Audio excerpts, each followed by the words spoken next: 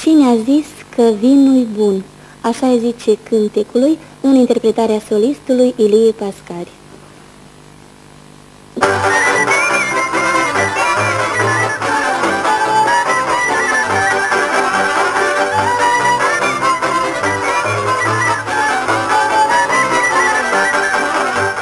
Cine a spus că vinul-i bun, omule? Ăla n-a fost om nebun, omule. Vinul și moierele fac în lumerelele, fac în lumerelele, omule. Vinul și moierele fac în lumerelele, fac în lumerelele, omule.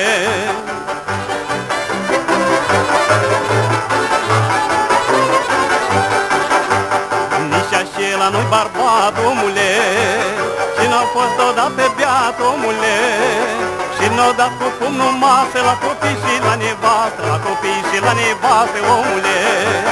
Și n-o dat cu pumnul masă la copii și la nevastă, la copii și la nevastă, omule.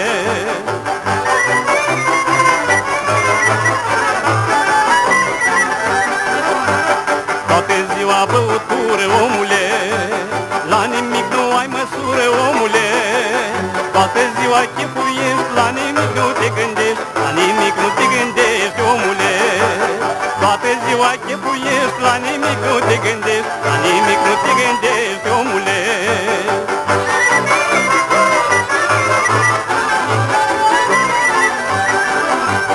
După vin și după bere, omule, mă duc și eu la muiere, omule.